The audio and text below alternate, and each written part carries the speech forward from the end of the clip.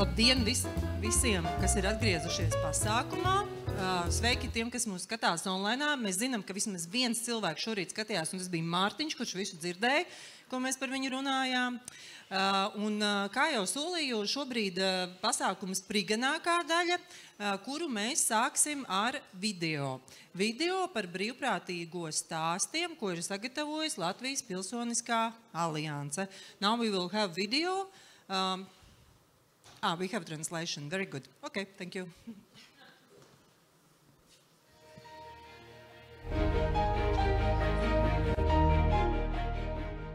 Mums varbūt liekas, ka tā konservu buņģa vai tā šķīstošā kafija, ko tu aizsūti uz Ukrainu puišiem frontē, ka tas neko daudz nemaina un ka tā ir ļoti mazītiņa palīdzība, bet tā tas nav, jo caur šo mēs parādām to atbalstu un ticību viņiem, un tas dod spēku.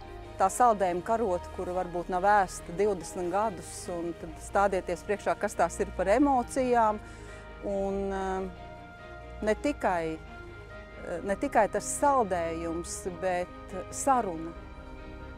Jo ļoti bieži mēs ar saviem piederīgajiem maz runājam. Mums šķiet, ka lietas notiek pašas par sevi un ikdiena ir ikdiena. Tad slimnīcā šie cilvēki vienkārši augst pēc sarunām.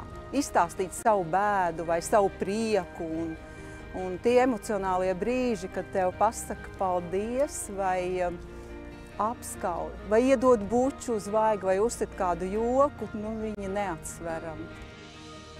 Es domāju, tajā brīdī, kad mēs uzdrīkstamies darīt kaut kādu veidu brīvprātīgo darbu, iespējams organizācijā un vidē, kuru atkal mēs nepazīstam, mēs solīti panākam pretī viens otram sabiedrībā. Un man šķiet, ka tas ir pats svarīgākais, ja mēs gribam veidot iekļaujošu sabiedrību, kur jebkuram ir vieta, tad jā, es teiktu, ka tas ir arī tas, kāpēc tas brīvprātīgais darbs ir svarīgs un nepieciešams. Jā, lai tiešām iepazītu to, cik dažāda sabiedrība ir un cik dažādi cilvēki. Mēs dzīvojam viens otram blakus, varbūt ikdienā to nepamanām. Kāda jēga no tā mana brīvprātīgā darba? Kāda jēga, ka es tur 1 stundu aiziešu, kaut kam palīdzēšu? Bet patiesībā tad tieši pretēji īstenībā tas iegūms sev un iegūms arī tam citam cilvēkam, ko tu dod kaut kādam senioram vai dzīvnieku patversmē vai bērnam slimnīcā. Tas patiesībā ir ļoti liels iegūms un ieguldījums.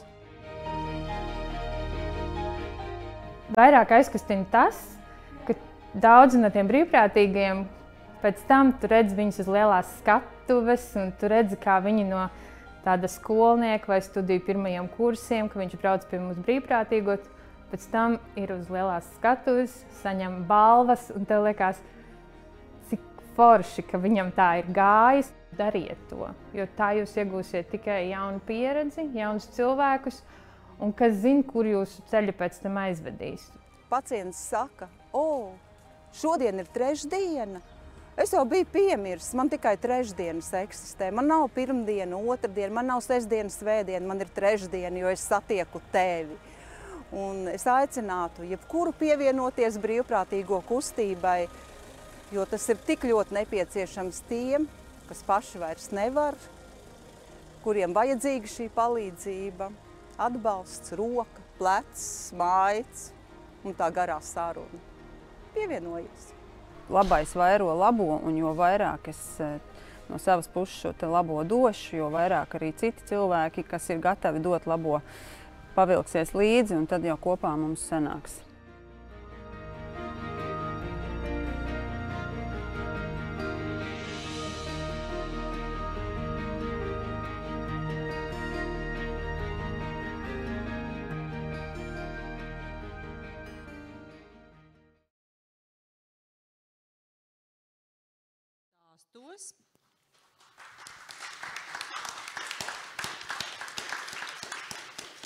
Un stāsti mums arī turpināsies. Nosaukšu secību, lai var sagatavoties tie, kuriem būs jārunā. Vispirms mēs dzirdēsim Sintiju. Pēc Sintijas būs Oskars. Yours the second one, Oskar. Pēc Oskara būs Kristians. Third one. Okay. Pēc tam būs Sema, Force One, ok. Pēc tam Mārtiņš, Mazpulku Mārtiņš, 5, ja? Nesajauc jau. Un pēdējais ir Kārlis, ja? Labi. Katrs stāstīs 7 minūtes, es rādīšu 1 minūti, ja? Kad laiks beidzas. Un pārējiem arī ir uzdevums. Pārējiem ir jādomā jautājums, jo pēc prezentācijas drīkstēs uzdot 1 jautājumu. Un tā kā jūs visi esat dedzīgi jautājumu uzdevēji, tad jums būs iespēja pacelt roku uzreiz pēc prezentācijas, un pirmais, kurš pacels, tas varēs uzdot jautājumu. Jā, tā ir sacensība arī klātesošajiem. Lūk, un tad pēc tam, kad ja mums paliks laiks, kā pašreiz ir plānots, ka paliks, jūs katrs arī šeit klātesošais varēsiet apmēram 1-2 minūtes izstāstīt savu brīvprātīgā stāstu. Tā kā virzamies uz priekšu un dodu vārdu Sintijai. Sintija ir brīvprātīgo koordinātori Hospice LV.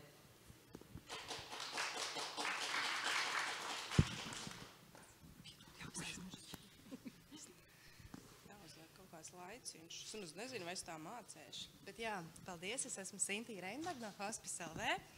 Paņemšu šo podziņu. Tātad, kas tad ir hospice? Mēģināšu jums ātri izstāstīt. Jā, tā mūsu galvenā doma ir par šiem nedziedināmiem slimiem cilvēkiem. Mēs ticam, ka ikvienam ir tiesības uz cieņpilnu nāvi.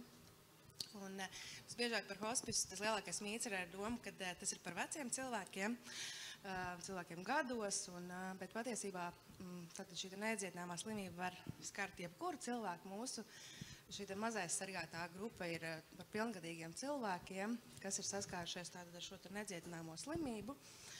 Un, jā, šīs bildes, manuprāt, vairāk arī tiešām pastāsta par to, kā tas var notikt, ka tu vari pavadīt tās pēdējās stundas slimnīcā ar dažādām trubiņām, caurulītēm, un tikpat labi tu vari arī saņemt šo te aprūpi mājās. Sintī, jums ir jārunā skaļi un mikrofonai un tūki nedzirdēt. No jūs? Ok, šitā būs labi? Nu jā, tad es visam ātri izstāstīšu, kā tad sākās Hospice LV. Lūk, šeit ir mūsu burvīgās 2 Ilzes, kas aizsāka visu šo te kustību. Kā brīvprātīgās dodoties uz slimnīcām, un tur viņas arī pamazām aizdomājās par to, kur tad paliek šie cilvēki, kad viņus izraksta no slimnīcas mājās, bet viņus nevar izārstēt. Viņi nevis kā mēs, kad mēs aizjām no slimnīcas, mēs esam veseli, bet viņi tādi arī, viņiem vienkārši beidzās šīs noteiktās valsts apmaksātās dienas, 7 tās parasti ir, un tad viņus izraksta mājās. Un tad tajā brīdī, kad sākās Hospice LV, tad tāda hospice aprūpe valsts apmaksāta dzīvesvietā nebija. Un tad tā arī aizsākās šī cīņa. Šeit ir bilde ciešā sadarbībā ar Labklājības ministriju un arī paralēli uzrunājot arvien jaunus un jaunus brīvprātīgos un veidojot šādas te apmācības. Tā soli pa solītim mēs nonācām līdz mūsu tādam lielākajam tiešām sasniegumam, kas ir sociālais uzņēmums Hospice māja, kas aizsākās kā pilota projekts ar mērķi parādīt to, ka šāda aprūpe dzīvesvietā ir iespējama, ka tā atvieglo, un tiešām mūs arī, tiešām šis pilota projekts bija ļoti, ļoti izdevies, un mēs arī saņēmām vairākus pagodinājumus un apbalvojumus, un kas ir tā īpaši aizkustinoši, kad mūs šiem te apbalvojumiem pieteica tieši šo te smagi slimo cilvēku radinieki. Tā kā, jā, tas ļoti, ļoti jauki, pagodinoši, un tad no šī gada 1. janvāra šāda valsts apmaksāta hospice aprūpe dzīvesvietā ir pieejama visā Latvijā. Tā kā tas ir tiešām ļoti, ļoti liels sasniegums. Nu, un tad par brīvprātīgo darbu, tad viens no labdarības projektiem, ko brīvprātīgie veids, ir piepildīt vēlēšanās, kur šos te cilvēkus visbiežāk viņiem ir vēlme vasarā aizlaist vēl kaut reizīt līdz jūrai. Bildēs tas izskatās ļoti vienkārši un skaisti ikdienas dzīvē. Tas ir diezgan sarežģīti, bet jā, ļoti jauki un brīnišķīgi. Lielākoties cilvēki nevēlās savas mājas arī pamest, un tad mums ir šāds arī projekts īpašā dzimšanas diena, ko šie te hospice pacienti saņem mājās, kad brīvprātīgie atnāk ar varbūt tādu banālu kūku un baloniem, bet ļoti, ļoti priecīgi. Un tad mūsu lielākais labdarības projekts ir Svētku galds, kur brīvprātīgie dodas uz slimnīcām, uz 3 slimnīcām Rīgā un nu jau arī uz 3 slimnīcām ārpus Rīgas.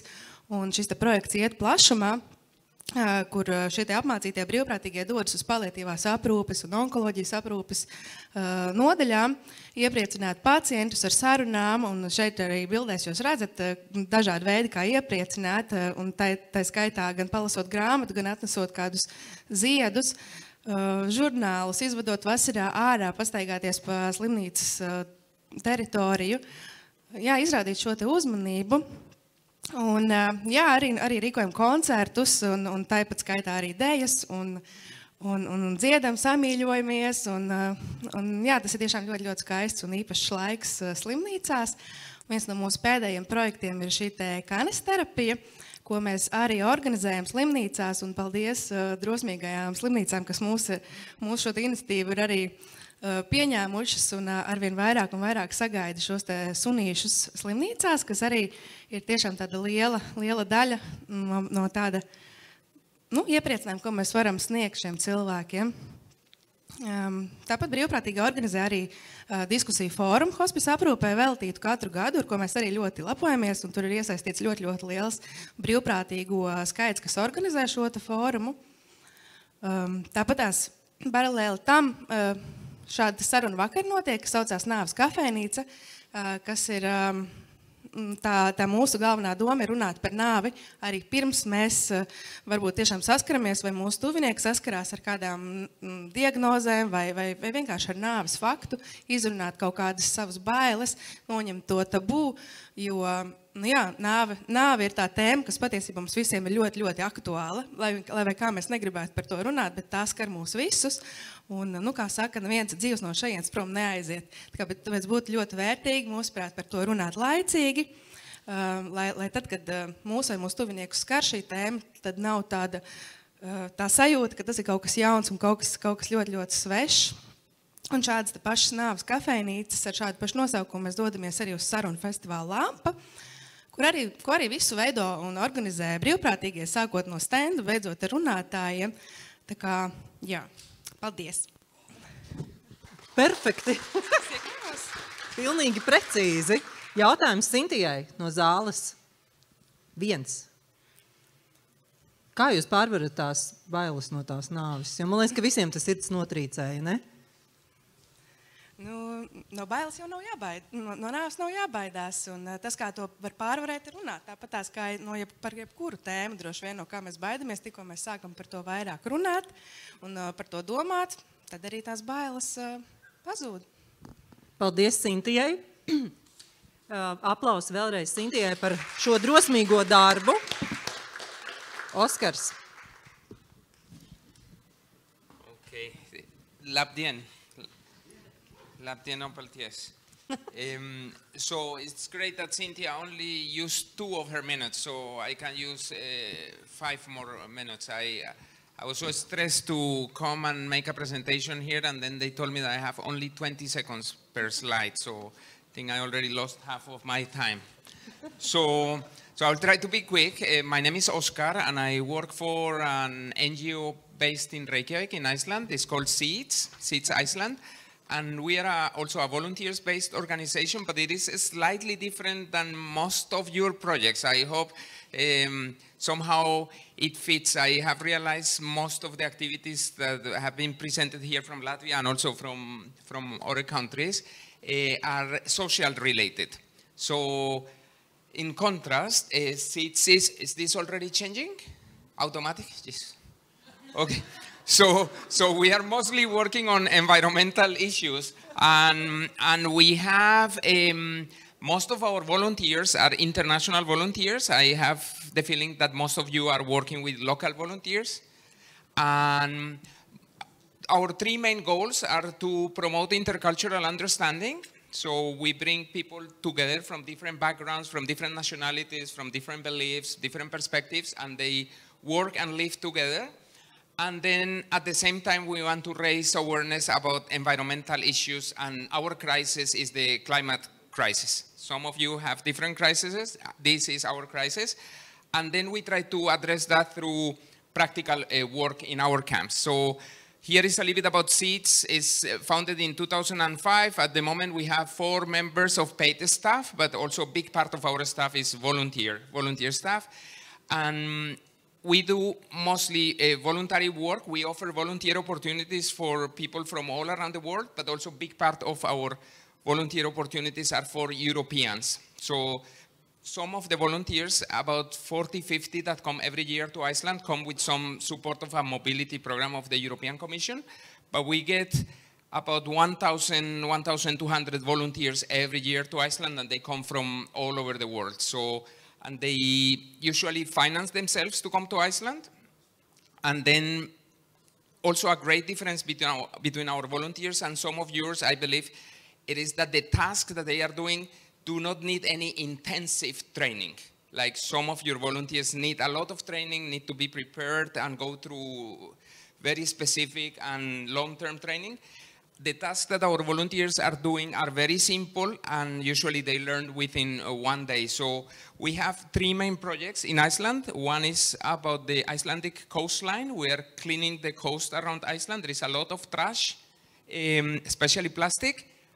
And then our volunteers just go around walking and hand-pick the trash. This is one of our main projects. Then planting trees.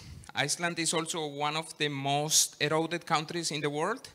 The climate conditions and also being a volcanic island is not so fertile for trees to grow.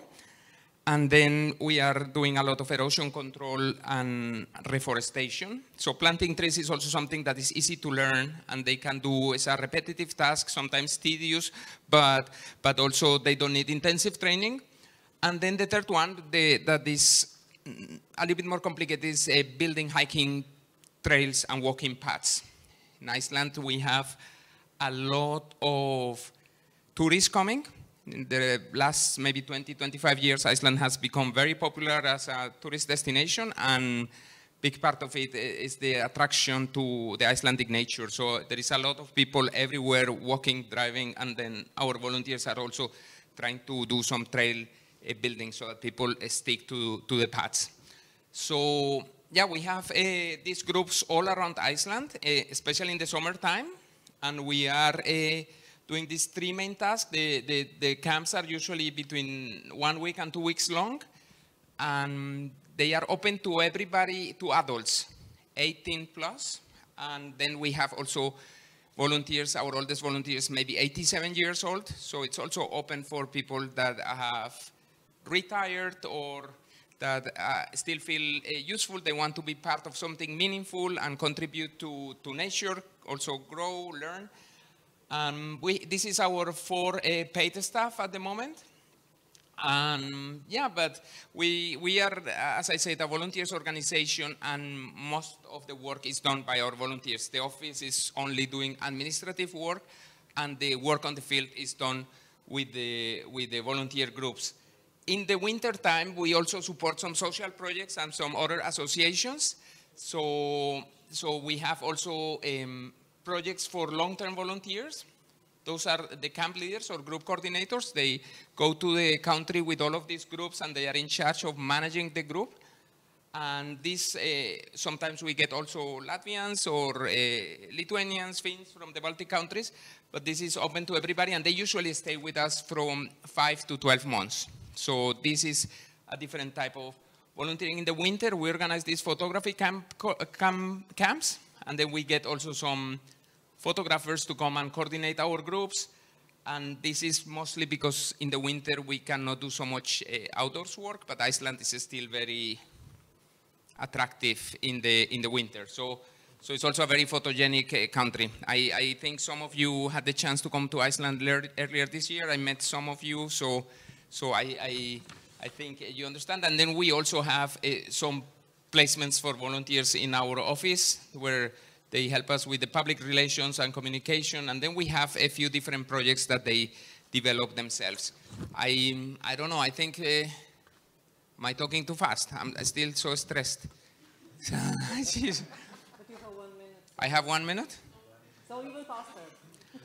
No, I think I don't know if there is any questions. I will be here, of course, through the evening, and I would be happy to present. I'm sorry, the organization that I work for, it works in a slightly different field, but still volunteers is big part of our activities, and without the volunteers we would not be where we are or who we are.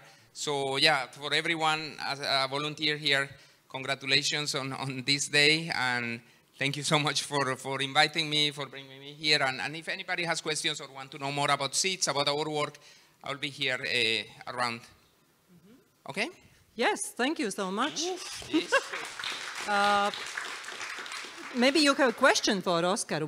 We have time for one question. Yes, we have. Lina, please. Thank you. I was wondering if you could tell a little bit more about how you foster this intergenerational or intercultural dialogue, like what kind of activities, something about that. I'm very curious.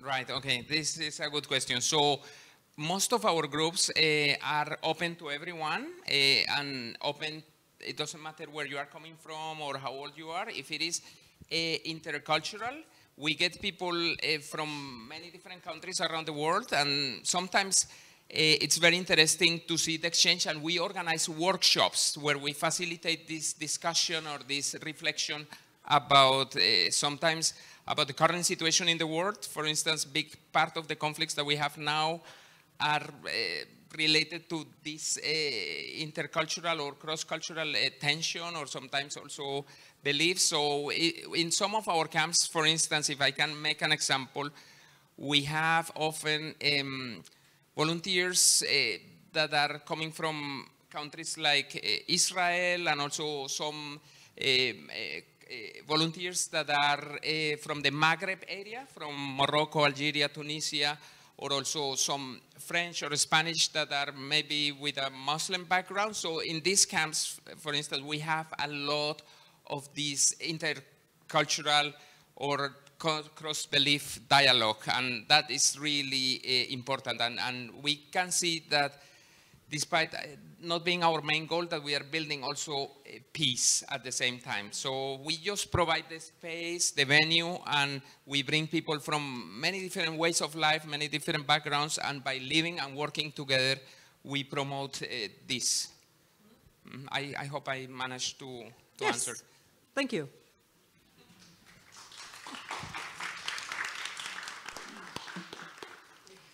Oskars teica, ka viņš ir no citas tēmas, bet arī nākamais runātājs ir vēl no kādas citas perspektīvas, un tas ir Kristiāns, kas ir Harstades handbola kluba vadītājs. So, Christian, please. I heard my name. Oh, yeah.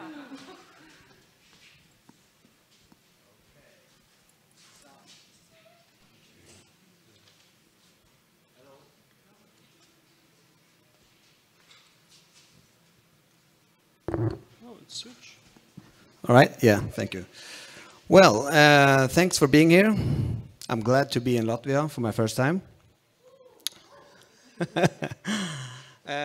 This is a three-part presentation. The first I'm going to tell you is about the concept of dugnad, how we do it in Norway. And then I'm going to talk about how this, the club, Harstad Club, is doing dugnad. And then I'm going to talk about myself as a participant in dugnad. So here we go. Yes, my name is Christian, and ordinary I'm a principal in Harstad Skole. Harstad Skole is in Harstad, of course, and it's 350 kilometers north of the Arctic Circle. And dugnad is, here we have a first picture, is actually getting together and doing things for other people and for the society. And here you see people building roofs and also harrying grass for each other before the winter comes. And now we have something from our century. Here you see friends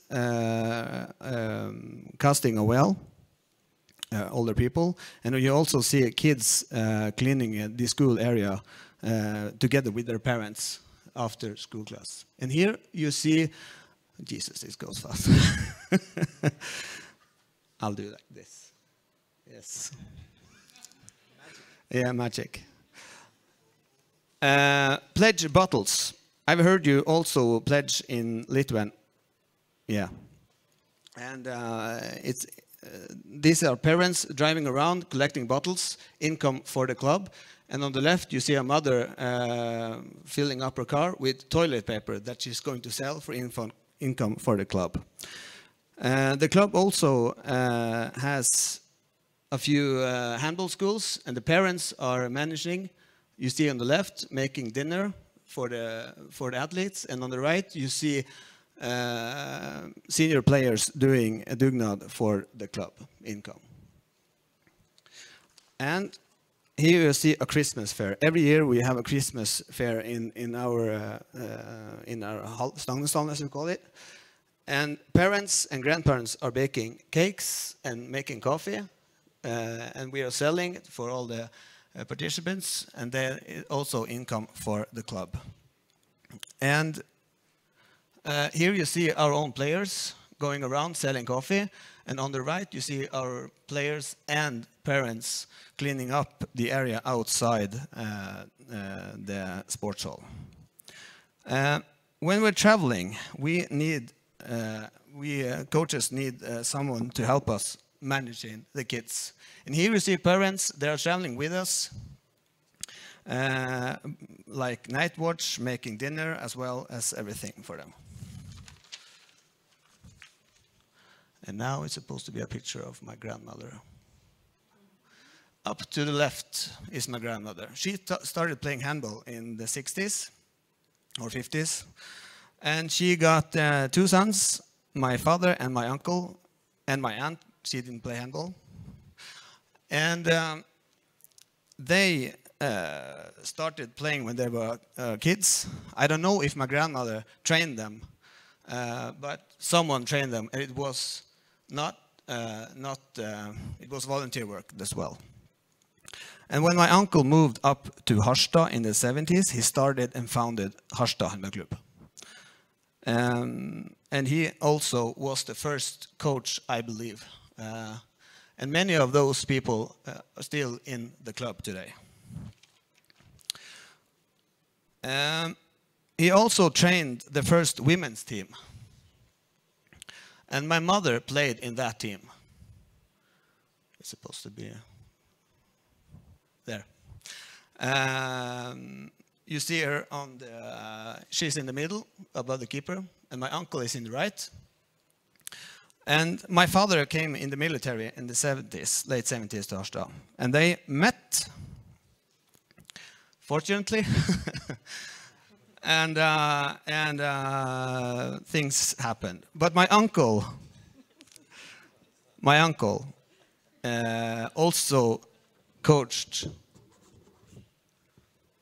young kids. I believe this is one of the first junior teams we had in our club. And then at that time, he was playing at the senior team. He was managing the senior team. And I also believe he coached a junior team.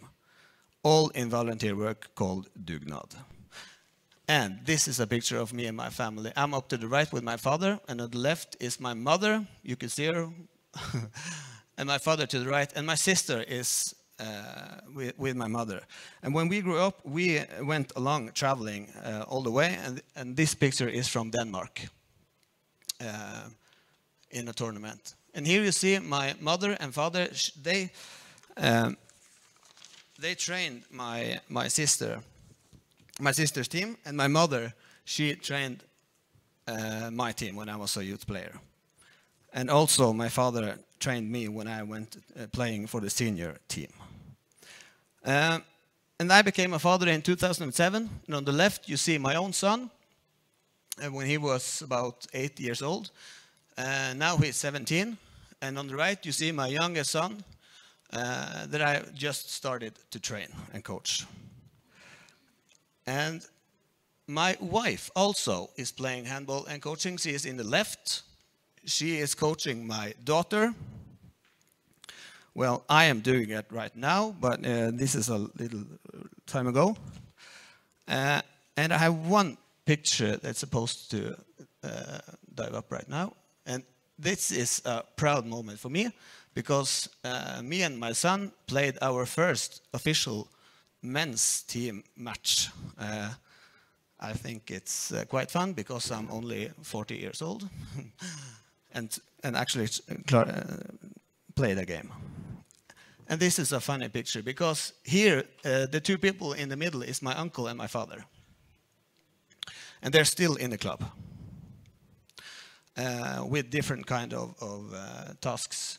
And the other people are very important people for the club. Some of them were founders, some of them were managing the hall as well. Here you see my fantastic club, some of our players, and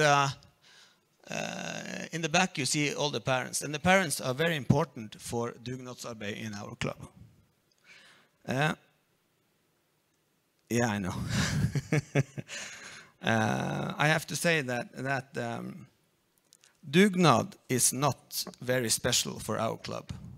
Dugnad is something that everyone in Norway does.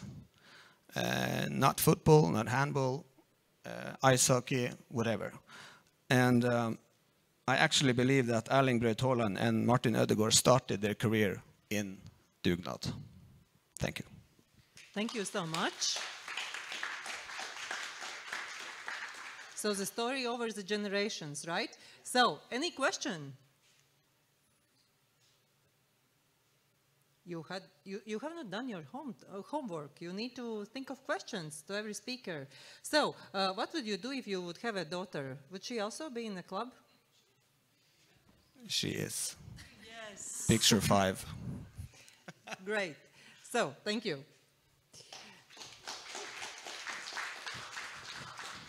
And now we have Sema, right, from Iceland, and she is working with refugees, right? And your story will be, please, floor is yours. Mm-hmm. Oh, you can stand or listen how you feel better. Yeah, I cannot stay still in one. Okay? Okay. Everyone has been so nervous, so now I'm freaking out. But I was fine. How much time do I have? 7 minutes. Okay. So hi, I'm Sema. I'm here on behalf of Solaris, which is an aid organization for refugees and asylum seekers in Iceland. We were founded in 2017, and ever since, no year, no month, week, or day has been the same. Here you will see the picture that kind of started all of this. It was published in the Icelandic media in November 2016. It was a news report on, well, let's say, horrible living conditions of asylum seekers in the capital area. We had a group, oh no, I thought I was able to control this. And where was I? Yes, it showed these terrible conditions, which we kind of reacted to. There were no chairs, there were no tables, there was no place to keep your luggage, there were no one picking up garbage. It was just a bad situation, which a group of us kind of just decided to react to. I thought, I have 4 extra chairs I'm not using. I'm going to go on Facebook, see who else has. So we kind of managed to make this a livable condition. So I think none of us woke up and decided one day, this is something we are gonna be doing. It just, we were reacting to an inhuman situation. You'll see a lot of me on these pictures because these are mostly clips from media. We don't have a lot of pictures from our work. We are what we call a clickbait for media, quite a lot. They like to create these pictures. Well, we could say our work is threefold, and we realized quite quickly that we would not be able to work with authorities, because what we are doing is we are picking up the slacks where they are not doing what they are supposed to be doing. We try to engage in conversation. We want to influence policy. We emphasize that the human rights of refugees and asylum seekers always have to be protected and honored, and that they need to have, or, well, it is the right to have their cases treated properly, which is something that we are not seeing all the time. So this is one of the things that we do. We are unafraid of showing when the government is abusing their powers, when the police is treating people with brutality. The people you will see on the pictures here, they've all been published in the media before, so I'm not showing any faces that have not been showed online.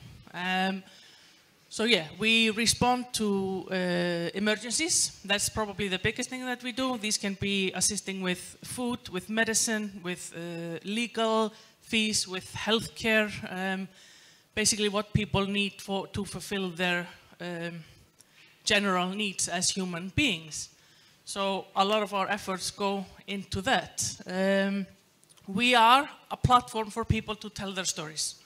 We emphasize empowerment, human dignity, and empathy in all of our work. So we don't tell people stories, we invite them to use our platforms to tell their stories. We assist them with speaking to media.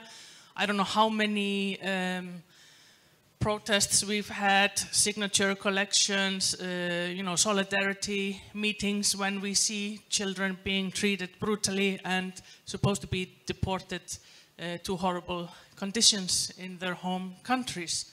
So this is something we emphasize a lot, that we work with people, we don't work for them or on their behalf, if you know what I mean. So it's a cooperation. We are a volunteer organization. We don't get any funding from the government. It's all free donations from people and organizations that want to support our mission. None of us gets paid. We don't have any staff. We don't have any offices or any housing, because all the money that comes in goes directly out to the people that need assistance. So as you can see, we have always had the support of the general public in Iceland. I mean, we are just the general public in Iceland, and we work with other people, other organizations that want to work towards the same goals as we do. And we would not exist if it wasn't for the support of people. And hopefully one day we don't have to exist. Hopefully we will see a positive change. But in the last few years, we have seen the government, the authorities implementing a stricter, crueler, inhuman treatment of asylum seekers. We are reacting to situations that are extremely difficult. We are meeting people in their most vulnerable situations in a long time, probably. And I have heard that people that work with refugees, they are usually the quickest ones to burn their candle out, because we are maybe not taking care of us ourselves as well. So we have a very clear code of ethics that we always work with, both regarding our communications and connections with the people we work with, and towards ourselves and each other as a group. So I think this is very important for our organization to continue to survive and for us to be able to do what we are doing. So now we are in Cairo, Egypt, which is something I just want to mention in the end. Here we have 3 women, Maria, who is here. We have Bergþóra and Kristín. They went this February to Egypt to try and get their friends out of Gaza, they had a residency permit in Iceland because of family reunifications, but the government refused to go and get people out. And they just thought, okay, let's go and see if we can do it. They did. They managed to get their family's friends out, and they contacted us and said, okay, there are a lot of people there who have residency in Iceland. The government is not picking them up, so how can we work on getting people out?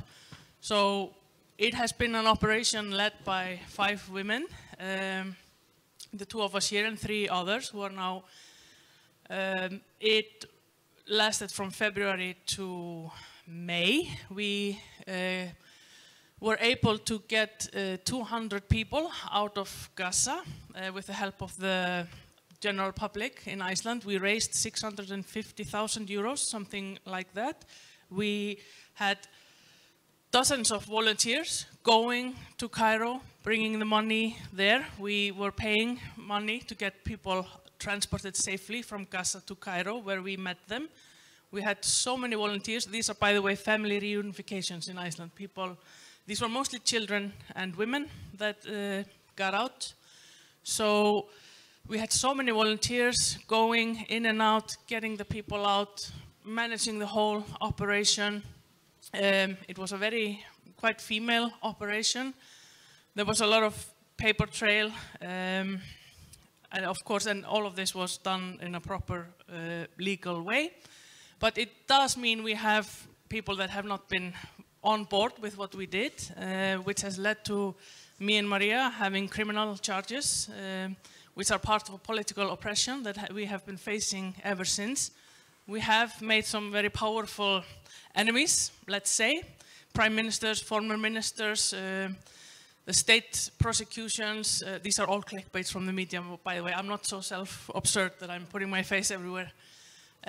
So for 9 months, we've been dealing with quite heavy oppression, political oppression. But we have never been bigger, we have never been stronger, and we have never been more fearless. So we are ready to tackle whatever comes next in our work. Thank you for hearing me out. Thank you so much.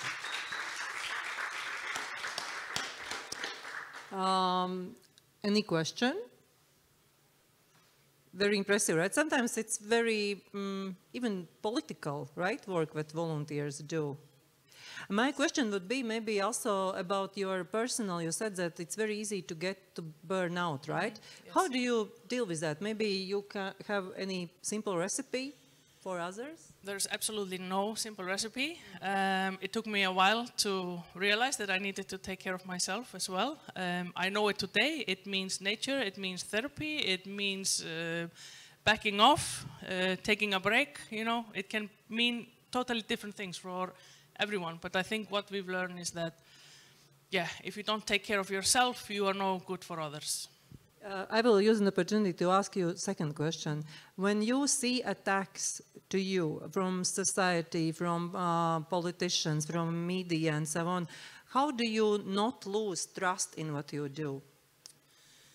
I think it's important that, like I said, we've always had the public with us. And we have so much support, but it's extremely difficult to deal with all of these attacks. I've been dealing with them for more than a decade now. Hate speech, hate crime, oppression, charges, you know.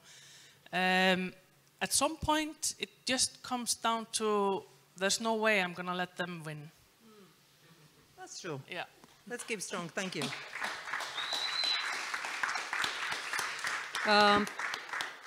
Un tagad mums būs divi stāsti no Latvijas, un nākamais ir Mārtiņš Dombrovskis no Mazpulkiem, ļoti populāra un liela organizācija Latvijā. Ķirbji Maksimās ir, piemēram, no... Šogad bija Pastinaki, vai ne? Tātad, sveiki, labdien, man sauc Mārtiņš. Kā jau iepazīstinājis, esmu no Latvijas Mazpulkiem, kas ir lielākā bērnu un jauniešu organizācija Latvijā. Un es esmu atnācis pastāstīt, kas mēs esam tāda organizācija, ko mēs darām, ko mēs mācām jauniešiem, un arī nedaudz par brīvprātīgo darbu tieši. Tātad mēs atbalstam visas vērtības, kas ir Latvijā, kā viena no tām ir demokrātija, ka mēs esam brīvi. Tātad mums katru gadu februārī iesākas ar konferenci, līdzīgi kā šeit, kur mēs izskatām visus tā gada projektus un attiecīgi arī notiek balsošana. Šeit ir bildes no projektiem. Es eju gada caurumu, ejot gadam cauri. Šeit ir redzams no projektu nakts, ko mēs rīkojam jauniešiem, kur mēs viņus aicinām izrādīt savu iniciatīvu, ko viņi vēlētos uzlabot savās vietējos pagastos reģionos. Viena ļoti populāra aktivitāte, ko mums jaunieši un bērni ir iemīlējuši, ir sporta spēles, zaļais starts. Šeit arī šogad mums bija dalībnieki no Igaunijas, Estonian 4-H. Un, kā saka, ne tikai mēs bērnus nodarbinam, arī vadītājus, kas ir šo reģionālo grupu vadītājus. Šeit arī mēs, es ļoti pa bildēm runāju, šajā projektā mēs veidojam projektus, kā iedrošināt lauku jauniešus, uzdrīkstēties, paust savu viedokli saviem vietējiem pagastiem, Šeit arī mums bija vietējais, kā saka, bijušais mazpulcēns, kurš ieradās un pastāstīja par to, kā viņa kļuva no maza mazpulcēna jau par lielu pētnieci. Ļoti gaidīts vasaras pasākums ir vasaras nometne. Šogad mums bija 95 gadu jubileja, un mums bija vairāk kā 200 dalībnieki. Un mums ir vajadzīgi arī brīvprātīgie. Un šeit spilgtāk atspoguļojas, ko mēs kā brīvprātīgie daram. Jo mēs nodrošinām bērnu programmu veselu 5 dienas nedēļas garumā. Un tāda šeit nedaudz par dienām izstāstot. Pirmā diena tāda ierašanās, iepazīšanās. Otrajā dienā mēs taisam dažādas aktivitātes radošās. Kā saka, mēs mācam bērniem arī domāt zaļi, mēģināt izmantot visus apģērbus, materiālus otrreizē pārstrādē. Kā var redzēt, bildēs ir tērpi no dažādiem atlikumiem, apģērbu, džinsiem un tā. Viena diena ir paredzēta sportiskām aktivitātēm, jo jauniešiem ir diezgan svarīgi būt veselīgiem, ņemot vērā, ka mūsdienās paliek aizvien daudz vairāk, viss saistīts ar datoriem, visi grib palikt mājās, nekur nedoties. Tātad mēs rīkojam pārgājienus un arī sportiskās aktivitātes. Viena diena tiek atvēlēta arī vietējās reģiona izzināšanai. Mums šogad notika Īslicē, kas ir pie Bauskas novadā. Un tātad šeit bērns bija, pirmā daļa bija ekskursijas, vakara daļā bija vietējais talantu šovs. Un pienāca piekdiena, mums bija ļoti liela vētra, un mums kā brīvprātīgiem, ko mēs īsti nekad nebijām darījuši, bija jārēģē uz ārkārtas situāciju, ka mums 4 no rīta paska, ka nāk ļoti liela vētra, mums jāevakuē bērni no Telšu pilsētiņas uz sporta zāli, kas bija ļoti pārsteidzoši, ka mums tas viss izdevās. Pēc nometnes mēs rīkojam arī vēl citus projektus, kā šeit aicinot arī bērnus uzdrošināties un mēģināt rīkot pasākumus savās skolās. Šeit ir viena no referencēm aptuveni, ka bērni vēlas uztaisīt savu horror camp, un viņi iedvesmojas tieši no mūsu nometnes. Un kā mēs to panākam, mēs mācam bērniem saliedēties, kā redzams attēlā, kad vienkārši 2 bērni, kā saka, ir acis aizvērts ciet, un viņus 3. pavada. Mēs to visus viņus aicinām darīt bez nekādiem telefoniem, uztaisīt to savu veidu detoksu, ka tev nav vajadzīgs telefons visu laiku pie rokas. Un viena no iniciatīvām arī, ko bērni reāli īstenoja, ir sporta spēles savā vietējā pagastā, kur arī bija iesaistīti ukraiņu vecāki, kas atceļoja. Un viņi droši iesaistījās tieši šī bilde. Labi, tā bija bilde no ukraiņu ģimenēm. Un mums nesen pirms nedēļas bija, lielā konference, 95 stāsti mūsu mazpulkam, 95 gadu jubileja. Tad mūsu mērķis šogad bija izdarīt 95 labus darbus pa visu gadu laikā. Un mēs to darījām, mežu vidu to.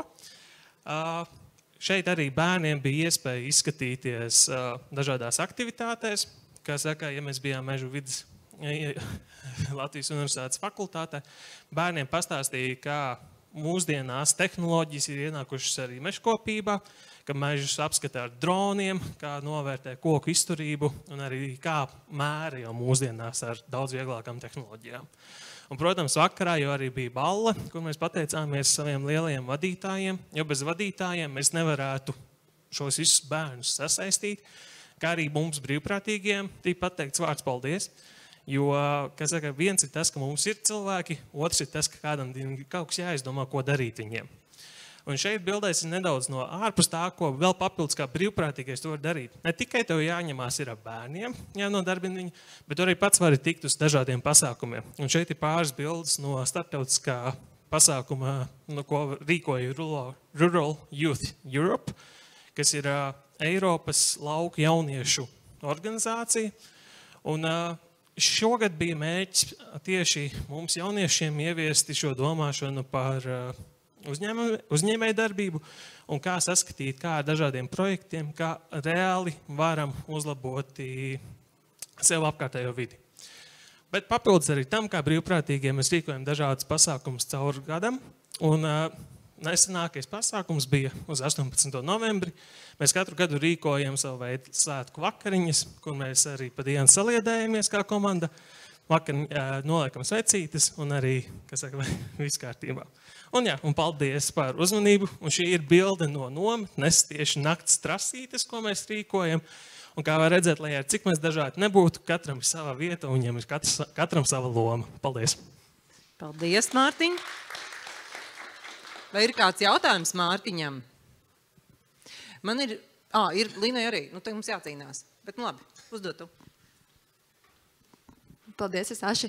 Kā mūsdienu pasaulē jums sanāk tik daudz jauniešus un bērnus iesaistīt, ja blakām ir jākonkurē pirmkārt ar skolu, universitāti, pulciņiem un vēl telefonu un vispār, jo kā jums sanāk tik daudz jauniešu iesaistīt? Ļoti interesē. Es teikšu to, ka sāks ar to, ka jau kā mazam bērnam tu sāc viņu ieinteresēt tajā visā projektu pasaulē. Kā mazpulki mēs neesam tikai šīs aktivitātes. Mūsu pamatmērķis, ka mēs iemācam bērniem un jauniešiem uzstāties, rakstīt projektus arī, kas ir mūsdienās savā ziņā pieprasīta prasme. Un līdz ar to, ja bērnam interesē, ir, protams, tas atbirums, kas saka, kam neinteresē vairāk tālāk, bet ir šie bērni, kuriem ir, kā saka, iespēja, viņš redz, kad viņam patīk 3D printeri kaut ko taisīt. Mums bija bērni, kas uztaisīja projektu par šo, un viņš reāli savā skolā uztaisīja savu veidu izstādi, sacensības par 3D laivu, tā kā modelēšanu. Un pilnībā vietējie cilvēki atnāca un apbrīnoja, ko tas bērns ir izdarījis. Un ja tu esi vecumā no, kā saka, no tiem 13 gadiem sākumā, un ja tu jau saņem atzinību no pieaugušiem cilvēkiem par savu darbu, tas ir sava veida stimuls, kas mēdz arī likt šiem bērniem palikt tālāk un skatīties, kas notiek tālāk. Es pats arī sāku piedalīties mazpulkos, kad es biju 1. klasē, un jau es esmu 7 gadus kā brīvprātīgais un palīdzu organizēt šīs visas lietas, jo es redzu to vērtību, ko tas man ir devis dzīvē. Paldies, paldies, Mārtiņ!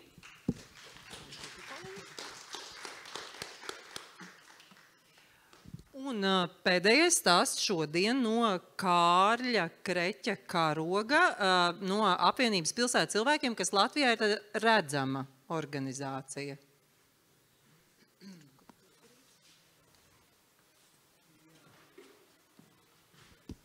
Man jāsaka, ka es daždienas apgrināju savu... Labdien, Kārlis, mani sauc Kārlis, Un es pārdienas apakaļ runāju ar savu brālēnu un izrādījās, ka viņš neko nezina par mūsu biedrību. Man likās, kāds ir iespējams dzīvo Rīgā un tu neko nezini. Pie tam es arī bieži esmu redzams kaut kur televīzijā, radio un tādas intervijas un tādas lietas. Labi, bet par biedrību runājot, man jāsaka, ka tas, ko mēs darām būtībā, ir, mēs darām mazu lietu no banāna. Faktiski pilsēta ir banāns, tad mēs sākām ar domu, ka mēs atrisināsim mazu kaut kādu daļu no tā banāna, mēģināsim kaut ko uzlabot. Un tā mēs pamazām arvien vairāk ejam tālāk. Un lielā mērā jāpateicās arī paldies šiem vīriem dzeltenajās vestēs, jo bez viņiem mums nebūtu ko darīt, jo viņi tiešām ir spējīgi daudz ko tādu paveikt, ka pēc tam arī ir diezgan nopietnas sekas un mums arvien vairāk arī piesaistās atbalstītāji. Pēc tam vienalga, teiksim, tā sejas var mainīties, bet lielā mērā tā situācija paliek. Piemēram, arī Brasas tilts, te var redzēt, jauns tilts, lentīte, un tai pašā laikā ir bīstama situācija.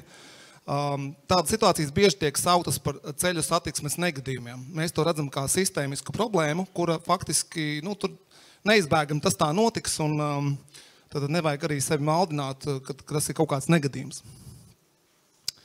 Vai, piemēram, ziema. Es domāju, nevienam nav pārsteigums, ka drīz būs arī vairāk sniegu uz ielām, bet tāda sajūta, ka katru gadu tas ir tā kā stihiska nelaime, kura mūs kaut kādā veidā pārsteidz, un tad mēs brīnamies, kas notiek uz ielām. Protams, ka mēs ceram, ka tās ielas tiks notīrītas, pastīsimies, kā būs tagad. Bet, ja sabiedrības kontrole nav, tad var būt visādi. Lūk, tad tas ir tas, kā mēs redzam pilsētu arī, un tā kā tam būtu jābūt, tad gājiem ir priekšroka, un savukārt pēc finansēm mēs redzam pilnīgi kaut ko citu, tātad, ka priekšroka ir kaut kam citam. Tad tas būtu tā kā šo pašu banānu, mēs gribētu tagad pabeigt uz otru pusi, ka tā miza būtu iekšpusē un tas, kas ir iekšā uz ārpusi. Diezgan, man liekas, neiespējama misija, bet mēs tādā donkihotiskā ceļā mēģinām kaut kādā veidā to panākt. Piedām jāsaka, ka pilsētas ir pasaulē, Eiropā, kas to ļoti labi arī var ir parādījuši, ka to var izdarīt. Tad daži tādi vizuāli piemēri, lai varētu redzēt, kā izskatās, piemēram, Brīvības iela, kā tā varētu izskatīties, tā kā tas ir ļoti iespējams, ko mēs arī ilgstoši mēģinām panākt. Tad vizualizācijas ir viens labs veids, jā, tad arī kā var labāk cilvēkiem likt iedomāties, kā tās lietas varētu būt. Izaicinājums mums bija tad, kad sākās pilna mēroga iebrukums Ukrainā. Mēs diezgan ātri noreaģējām un veidojam tādu velo darbnīcu arī ukraiņu bēgļiem. Tas bija labs piemērs, un arī no tā laika mums ir cilvēki, kas mūs atbalsta, arī kas paši piedalās tajā darbnīcās, tad paši brauc ar velo. Tas tāds viens piemērs, ko mēs paši negaidījām, ka mums tik labi tas izdosies, un arī brīvprātīgo iesaiste tas labi nostrādāja, kad cilvēki varēja praktiski kaut ko darīt. Tad, protams, ikdienā, ko mēs arī bieži darām, ir dažādi piketi, un savā ziņā tas ir izaicinājums. Standarta pikets ir parasti, tu kaut kur stāvi, kaut kādi plakāti, tu kliedzi, vai tu ej pa pilsētu, tā. Un vienā brīdī tas vairs nevienu nepārsteidz. Tāpēc mēs mēģinām visādā veidā radoši to darīt. Piemēram, kad bija Covid laiks un bija aizliegts taisīt piketus, tad, piemēram, šeit Marsa parka saistībā mēs izveidojām 17 piketus uz Brīvības ielas. Tātad sadalot mazajās grupās, un arī tādā veidā Covid laikā mēs varējām to izdarīt. Tātad ap 100 cilvēkiem tur iesaistījās. Vai, piemēram, šeit arī Valdemāra iela, ja, tad Karaļu tērpi, ja, jebkurā gadījumā tādu tērpu, dažādu aksesuāru lietošana arī aktivitāšu dalībniekiem palīdz atbrīvoties un tātad nebaidīties, ja, tā kā Latvijā cilvēki bieži ir noslēgti. Tāds labs ieteikums, ko var darīt. Vai, piemēram, šeit Rīgas brīvostas darbinieku sagaidīšanu šampanieti. Ja, tad nelikumīgi stāvvieta parkā, tad mēs arī viņiem sarkano paklāju šampanieti, lai viņiem būtu tā patīkamāk ierasties uz darbu. Tajā dienā gan neviens uz darbu neieradās, jo viņi paziņoja, ka viņiem ir diena bez auto, un kaut kā tas sakrit tieši ar to dienu, kad mums bija pikets. Lūk. Bet stāvvietas tur vairāk nav, tā ir labā ziņā. Un tad kā tie plakāti tiek veidot, ja kādam liekas, ka viņi tiek drukāti, kaut kur tā gluži nav, tā jūs redzat arī, kā mēs to darām paši, tad var nākt ar idejām. Dažreiz tās idejas ir ļoti tiešām tādas spridzinošas, kā arī varat redzēt no dažiem tekstiem, tad gan drīz vai rupjas, bet fakts ir tāds, ka tas arī labāk strādā. Ja? Tad jābūt drosmīgiem arī un jāiet nedaudz pāri sarkanām līnijām. Tad Valdemāra ielas stāsts, tas ir tā kā pēdējā, ko mēs mēģinam mainīt sabiedriskam transportam prioritāti. Un arī mums ir atbalstītāji, kam pieder īpašumi. Tad, piemēram, šī gadījumā mēs dabūjām pretim Mākslas muzejam milzīgu arī tādu baneri virsū, ja, par Valdemāra ielu. Vai, piemēram, tilts, ja, tad braucot pat no centra uz Pārdaugava, ļoti labi zināt, kāds ir Vanšu tilts, iet kājām vai velo, tad to var labi izbaudīt. Un šeit tieši olimpiskā tēma, ja, izpūtējas ar olimpiskā lāpa, tas tāds, man liekas, veiksmīgs arī bija. Un arī liela mūsu palīga ir prese, tātad žurnālisti, tas ir darbs, kas arī mums palīdz arī sasniegt vairāk cilvēkus. Un dzīvnieki, protams, jā, bez suņiem nekur, un te var redzēt arī vienu mūsu tādu pastāvīgu piketa apmeklētāju, kurš mums vienmēr arī piedalās, un tad tas arī palīdz arī dzīvnieku mīļotājus piesaistīt vairāk. Un tad ne visi piketi ir tādi, kas ir stresaini. Piemēram, šeit pikets ir pikniks. Tad arī tāda laba ideja, kā var parādīt, kāda ir pilsēta Novembra krastmalā. Ja? Tad tā zaļā josla starp šosejām, starp tām brauktuvēm. Varbūt tur varētu kaut ko arī mainīt. Lūk, un pēc visiem piketiem ļoti svarīgi arī ir atpūsties, tad nosvinēt to, kas ir izdevies, ko ir izdarīt, ko var panākt. Ja? Tāpat mēs arī tiekamies ar cilvēkiem gan bāros, gan viens pie otrajiem ciemos, tad tas ir arī ļoti svarīgi, pēc padarītā kaut ko tādu foršu izdarīt. Un es ceru, ka šovakar arī būs kaut kas līdzīgs. Ja? Es te tā dzirdēju. Labi, paldies īsumā, paldies. Paldies, Kārli, bet vēl neiet uz to pikniku aiz durvīm, ja? Vēl jautājums Kārlim.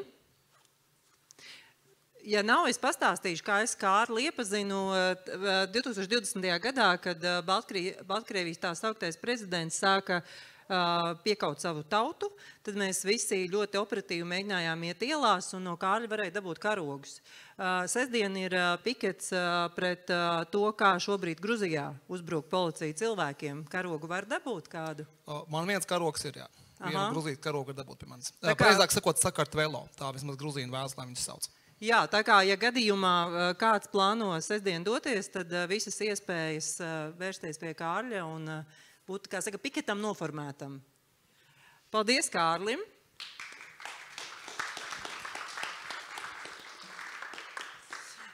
Man ir uzticēts arī kopsavilkums. Tas būs mans kopsavilkums, jo noteikti jums katram ir savas domas galvā par to, kādi ir secinājumi, kādi ir nākamie darbi. Skatos uz Kristīni, skatos uz citiem, uz ministrijām, bet mēģināšu tā izskriet cauri tiem domu graudiem, ko vismaz es piefiksēju. Skaidrs ir tas, ka brīvprātīgais darbs sākas ar cilvēku, vai ne? Mēs dzirdējām stāstu par to, kā vesela ģimene caur paudzēm var iesaistīties brīvprātīgā darbā. Mēs daudz diskutējām, ko mēs saucam vispār par brīvprātīgo darbu un ka jābūt tādiem mūsdienīgiem arī formātos. Un arī tas varētu ietekmēt, kā mēs mēram, cik mēs esam aktīvi, jo varbūt mēs esam brīvprātīgāki nekā mums pašiem šķiet. Un arī saprotam to, ka demogrāfija ir tāda, kāda tā ir, cilvēku paliek mazāk, un brīvprātīgiem būs jāspēj palīdzēt valsts pārvaldē kādas funkcijas veikt, kā mēs dzirdējām, piemēram, varbūt braucot ar NMPD mašīnām, varbūt patrulējot brīvprātīgi kārtības nodrošināšanai pašvaldībās. Ļoti brīnišķīgi bija mums stāsti par to, kur brīvprātīgais darbs ir daļa no valsts cilvēku kultūras. Tas ir tik pašsaprotams, ka tiek veiktas brīvprātīgi tādas funkcijas, kādas mēs varbūt pat neiedomātos. Un es jau dzirdēju arī, kā neticīgi tika pārjautāts, vai tiešām jūs to darat, vai jums tic valsts pārvalde.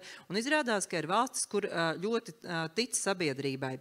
Un pacēlās līdz ar to arī radās jautājums par to, ka, ja jau mums šī uzticēšanās būtu, kas būtu tas brīvprātīgais darbs, ko mēs Latvijā varētu veikt un kur mēs varētu būt noderīgi tieši un arī profesionāli.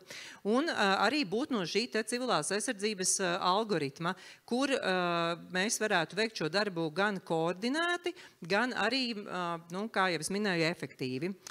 Tad darba grupās izskanēja arī jautājums par atbalsta nepieciešamību nešaubīgi gan finanšu no valsts, gan arī no sabiedrības, jo dzirdējām, ka šādas brīvprātīgo kustības, kas iesaistās civilajā aizsardzībā, ir citās valstīs pašas sabiedrības finansētas. Līdz ar to tas ir stāsts ne tikai par valsti, bet arī par mums pašiem. Diskutējām arī par uzticēšanos, lai cilvēki nāktu uz organizācijām, lai mēs spētu viņus pieņemt, mums ir jābūt atvērtiem, un šī uzticēšanās ir jāveido, un arī starppersonu līmenī, kur mums bija šis stāsts arī, ka tu sēdi ieputināts mašīnā un ar pilnīgi savādāk uzskatu cilvēku, un tev tagad ir jāuzticās, lai tiktu šajā krīzes situācijā galā. Ļoti daudz bija jautājumi par liela apjoma brīvprātīgiem, un tas ir skaidrs, to mēs visi esam krīzēs pieredzējuši, ka ļoti daudz cilvēku pieceļas kājās, un ko mēs varam darīt tajā situācijā, vai mēs mākam rīkoties, vai mēs mākam koordinēt, uzdot uzdevumus, informēt tos, kuriem nav vēl tajā brīdī uzdevumi.